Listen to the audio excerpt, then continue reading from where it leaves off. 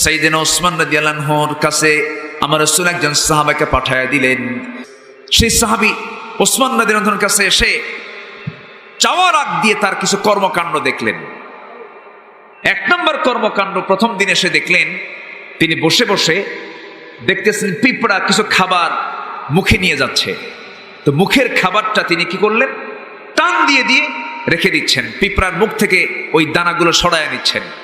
এই বেচারি মনে করলো যে লোকটা পিঁপড়ার মুখের খাবার সরায় নেয় এই লোকটা আমাকে কি দেবে, এ তো অসম্ভব ব্যাপার।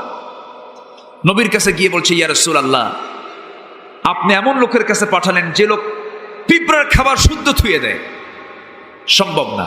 রাসূল মুস্কি হাসি মেরে বললেন, শোনো, তুমি আবার কালকে যাও। দ্বিতীয় দিন আবার গেলেন। আবার যাওয়ার পর এবার তিনি দেখতেছেন ওসমান রাদিয়াল্লাহু আনহু তিনি কি করছেন, কিছু তুলা উড়ে যাচ্ছে, কিছু তুলা উড়ে যাচ্ছে, উড়ন্ত তুলাগুলো লাফ মেরে মেরে ধরে আবার রেখে দিচ্ছেন। এই সাহাবী বলার সাহসই পেলেন না কিছু, গিয়ে বলছেন, হুজুর আপনি কার কাছে পাঠাইছেন? তুলা থুয়ে দেয়, পিঁপড়ার মুখের খাবার টান মেরে থুয়ে দেয়, এই লোক আমাকে দেবে কি? রাসূল বললেন, না তুমি বুঝতে পারো না, তুমি আবার যাও। আবার গেছেন। যাওয়ার পর এবার সাহস করে বলতেছে, ওসমান, রাসূল আমাকে পাঠিয়েছেন, আমার কাছে সংকট, কিছু কি খেদমত করা যায়? সঙ্গে সঙ্গে তিনি বলছেন, তাই রাসূল তোমাকে পাঠিয়েছেন? আমার একটা বাণিজ্য কাফেলা আসতেছে, শত শত উটের বহর নিয়ে আসতেছে, সামানা সহ আসতেছে। এর মধ্যে আমি একটা উট এবং উটের উপরে যত সামানা আছে, যত মালামাল আছে, সব আমি তোমাকে দান করে দিলাম। খুব খুশি হয়ে গেছে, খুব খুশি হয়ে গেছে।